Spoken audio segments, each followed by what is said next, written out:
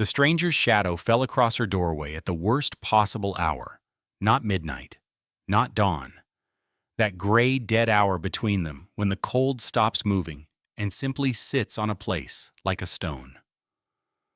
Marta Voss had been awake already, feeding the last split log into the cast-iron stove with both hands, listening to the February wind work the Nebraska sandhills the way a man works a wound. She heard the boots on the frozen ground before she heard the knock. 3 knocks, slow, heavy, the kind that did not expect to be refused. She did not move for a full 10 seconds. She was 23 years old. She spoke no English beyond 6 words she had memorized on the ship from Bremen. She had no husband, no neighbor within 4 miles, no dog, and no weapon she knew how to fire. What she had was a sewing kit in a tin box under the floorboard, as a lantern burning low on the table, 3 days of firewood stacked against the east wall, and a shack insulated with dry cornstalks. She had packed herself with bleeding hands across the whole of November and December. She had exactly that. Nothing more. The knock came again, 4 times now, then a voice, low, rough, the words shapeless to her ear but the tone unmistakable. A man who was very cold and not asking anymore. Marta crossed the room in 4 steps. She pressed her palm flat against the door plank and held it there. On the other side, she heard breathing, ragged, close. The sound a person makes when their body has been spending heat it cannot replace. She lifted the latch. He was tall enough that he had to drop his chin to clear the frame. His coat was a canvas duster, dark with moisture. Yet the collar crusted white at the edges where his breath had frozen and refrozen across what must have been hours of walking. His hat brim sagged with the weight of packed snow. His beard was a week old, maybe more. And his eyes, when they found the lantern light, were the specific color of exhaustion. Not tired, not sleepy, but emptied.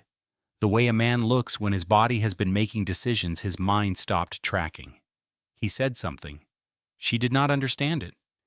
He said it again, shorter this time, and she caught one word inside it. Cold. She knew that one. She stepped aside. He came in and stopped 2 feet from the stove and stood there without removing his coat, without speaking, without looking at anything except the iron door of the stove, where the heat pushed out in a thin, steady wave. His hands hung at his sides. His fingers curled inward, the knuckles split raw across 3 of them on the right hand. He had been gripping something for a long time and recently let it go. Marta stood at the far side of the table and watched him. She had come to Nebraska alone the previous April, with $40 sewn into the hem of her skirt and an address written on a folded paper that turned out to belong to a man 2 years dead. The land office had taken 31 of her dollars for the claim filing. A hardware man in Broken Bow had taken 6 more for the axe, the stovepipe joint, and a paper sack of cornmeal. She had kept $3 and spent 2 of them before winter arrived. She had $1 left, and it was February, and the dollar was useless because there was nowhere to spend it and no way to get there. She had built the shack herself, a 14 feet by 12. Walls of rough-cut pine so green the sap had still been running when she nailed the planks. By August the boards had dried and pulled apart at every seam, and the wind came through the gaps like it had a right to. She had tried mud chinking first. The mud froze, cracked, and fell out by October. She tried rags. The wind pulled them through from the outside. It was the cornstalks that saved her. She had found the abandoned field 2 miles north in late September. The previous tenant gone east or gone under, the stalks standing dry and pale gold in the September light, thousands of them, stripped of their ears by the drought but still standing. She had broken one open with her thumbnail and pressed her finger into the pale, spongy center. The material gave like bread, thousands of tiny chambers sealed inside, each one holding a pocket of still air. Still air held warmth. Moving air stole it. She had learned that much from her father's barn in Westphalia, where he packed dry straw between the inner and outer wall every October. Same principle, different plant, same cold. She had hauled cornstalks for 6 weeks. Every morning before light, 2 miles north and 2 miles back, her arms loaded until her shoulders burned and her fingers went white from gripping the bundles. She built a second skin inside the shack walls, a frame of salvaged lath nailed 6 inches inside the pine planks. The gap, packed floor to ceiling with cornstalks crushed and layered until no air moved through them. The work took until the first hard frost arrived in November. By December, the difference was measurable. Outside, if the sandhills dropped to 18 degrees on a clear night. Inside, with a modest fire, the shack held 34. 16 degrees saved by dead plants and stubbornness. She had told no one because there was no one to tell. Now there was a man standing at her stove. He had not reached for anything, had not moved toward her, had not looked around the room in the way that men look around rooms when they are calculating.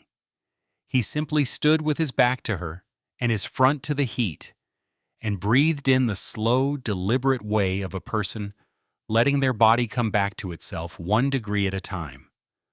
Marta pulled out the single chair from the table, set it behind him, said nothing. He turned at the sound, looked at the chair, looked at her.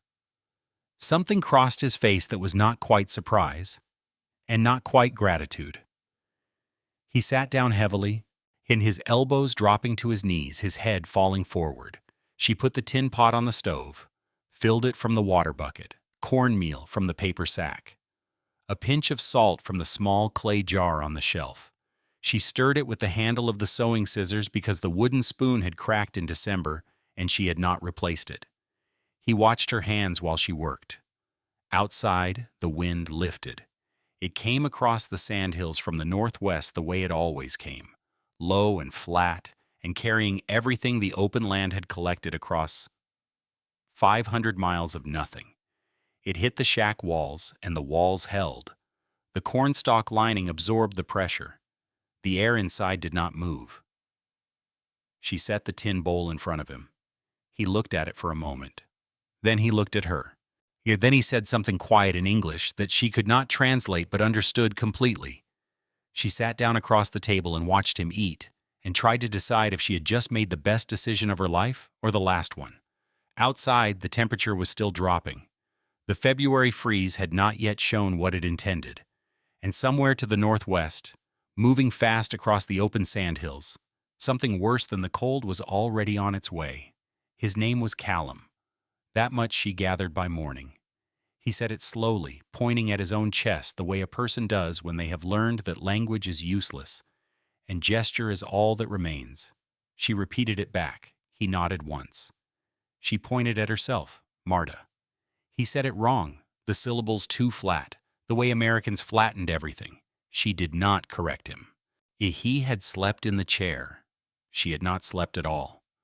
She had sat on the floor with her back against the cornstalk wall and her sewing tin open in her lap, not because anything needed mending, but because holding the scissors gave her hands something decided to do. She had watched him breathe through the dark hours, watched his chest rise and fall, watched his hands, still curled even in sleep, the split knuckles crusted dark. By first light she knew 3 things about him. He carried no gun that she could see. He had walked a long distance in inadequate boots. The leather cracked along both soles, and he had not touched a single object in the room that belonged to her. That last thing mattered most. The freeze arrived properly that morning. Not a storm, no wind, no drama. Just a slow, merciless drop that turned the air outside into something solid and gray. She cracked the door at dawn, and the cold hit her face like a flat iron fresh off the stove, except in reverse.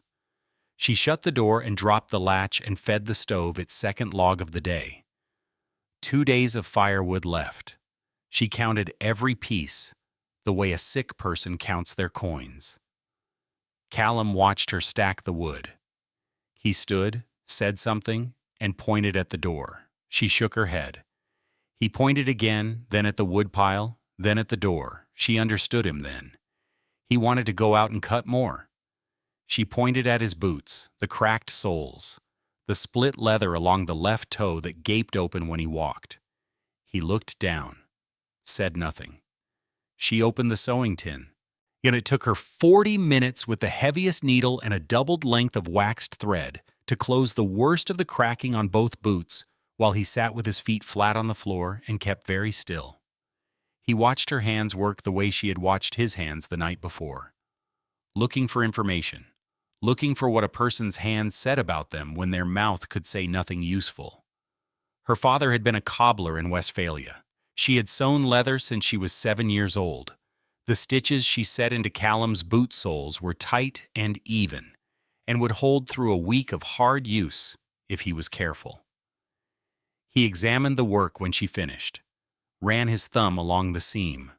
Then he stood, pulled on his coat, and went out to cut wood, without another word. She watched through the oiled cloth window. He found the axe leaning against the east wall where she always left it. He located the scrub oak stand 40 yards north without being shown. He swung well, the splits clean, not wasted. A man who had cut wood before and cut it often. He worked for 2 hours. He came back with enough to last 4 days stacked against the wall, stomping snow from his boots at the threshold the way people do when they have been raised to respect an indoor floor. She fed him again. Cornmeal, water, the last of the salt. That afternoon, the temperature outside fell to places the thermometer nailed beside the door could not reach.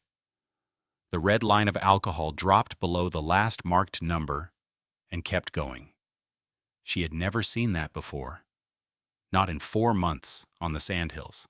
She pressed her palm against the cornstalk wall and felt the cold working on the outside surface, probing, searching.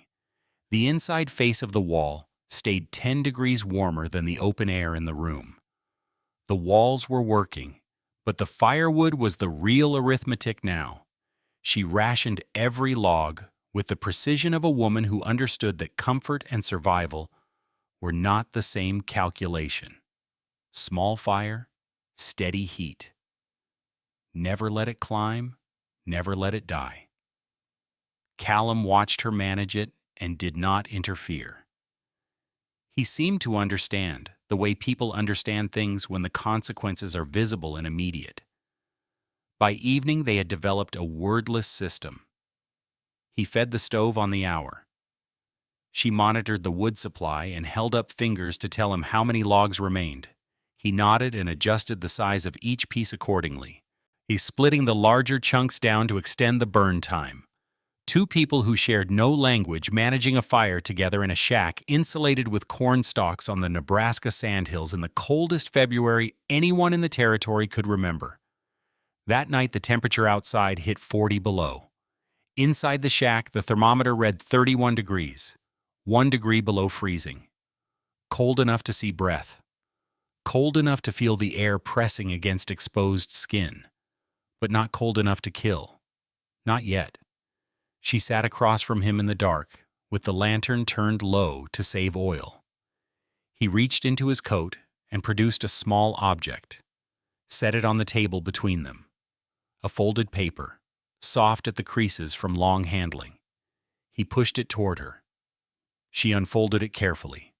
A letter, English words she could not read, but at the bottom, a name she recognized as a place, Ogallala. And beside it, a date, March. He was going somewhere. He was passing through. He had not come to stay. She refolded the paper and pushed it back. He tucked it away. Outside, the freeze tightened its grip on the sandhills, and the scrub oak creaked under the weight of ice, and the shack held its thin pocket of warmth against the dark.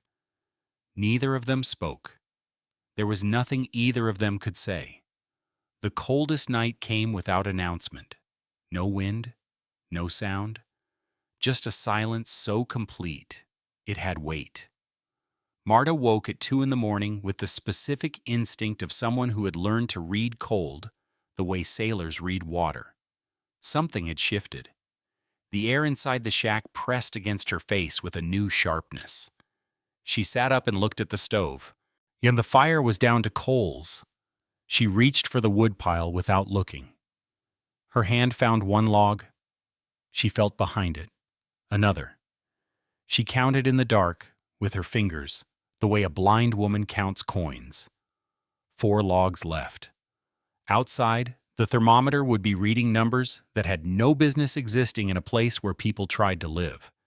She fed one log, slow and deliberate, watched the coals accept it. Callum was awake. She could tell by his breathing. It had changed from the long, slow pull of sleep to something shorter, more careful. He sat up from the floor where he had insisted on sleeping for the past 2 nights, his blanket pulled across his shoulders, watching the stove the same way she watched it. She held up 4 fingers in the dim light. He looked at them, then at the stove, then he stood, pulled on his coat, and moved toward the door. She grabbed his arm. He stopped, looked down at her hand on his sleeve, then at her face. She shook her head hard. Outside at 2 a.m. and 40 below was not a place a man went and came back from. She had heard stories in the land office, translated badly through hand signs and borrowed words, about men found standing in fields, frozen where they stopped, looking like they had simply decided to become part of the sandhills forever. He covered her hand with his, moved it gently off his sleeve, then pointed at the woodpile, pointed outside, pointed at himself. She did not stop him again. The door opened and the cold entered the room like something physical, a wall of air so dense it pushed the lantern flame sideways. Then the door shut and he was gone, and the shack held its breath. She sat beside the stove and fed it in careful increments and listened. The sandhills outside made no sound, no wind, no creak, nothing.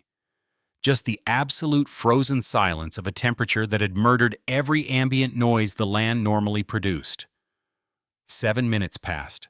She counted them against her own heartbeat. Then boots on the frozen ground. The door opened. Callum came through fast, dropped an armload of scrub oak splits onto the floor, turned, and went back out. Before the cold had finished entering, he made 3 trips. Each time the door opened, the temperature inside dropped 2 degrees and climbed back slowly after he shut it. Each time he came back, his beard carried more frost, and his breathing came harder, and the split knuckles on his right hand had opened again and were bleeding onto the wood he carried. On the 4th trip, he brought enough to last until morning and stacked it against the wall and sat down on the floor and did not move for a full minute. She heated water, poured it into the tin cup, set it in front of him without ceremony. He drank it with both hands wrapped around the cup and said nothing. They sat through the remaining dark hours in the way that people sit together when they have passed through something and come out the other side of it. Not comfortable exactly, not easy, but settled. The fire burned steady. The cornstalk walls held their silence against the freeze pressing from outside. The thermometer climbed back to 33 degrees and stopped there and stayed. At first light, she woke from a half-sleep to find the room empty. His blanket was folded on the floor where he had slept. Yet the axe was back against the east wall, cleaned of snow. The wood pile was stacked tight and even, the pieces arranged so the largest were at the bottom and the smallest on top. The way a careful person stacks wood when they want it to last. He was gone. She opened the door and looked out across the sandhills. The sky had turned pale blue at the horizon. The snow lay unbroken in every direction. His tracks ran northwest through the white, straight, and deliberate, already beginning to fill with the light drift that moved across the surface in the still air. She looked at the tracks until they disappeared into the distance. Then she looked at the blanket on the floor. Heavy wool, dark gray, worn at 2 corners but thick through the middle. Worth more out here than most things a person could name. He had left it without waking her. Without a word, she could have understood anyway. She picked it up and held it for a moment. Then she folded it again along his creases and set it on the shelf above the stove where the warmth would keep it dry. The freeze broke 4 days later. Neighbors from 3 miles east rode out to check the claim. They found Marta Voss standing in her doorway, with the door open behind her. The air inside the shack visibly warmer than the air outside. A fact that stopped the first rider mid-sentence when he stepped across the threshold.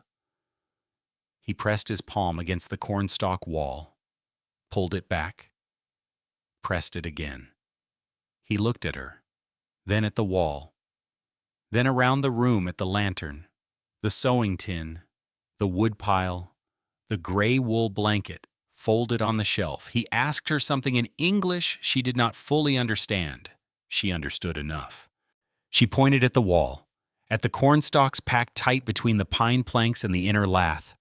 Then she walked him outside to the north, across the frozen ground, to where the dead field still stood, pale and dry and full of sealed air, waiting for whoever needed it next. He stood at the edge of the field and looked at it for a long time. He had never looked at a cornstalk field that way before. Nobody had.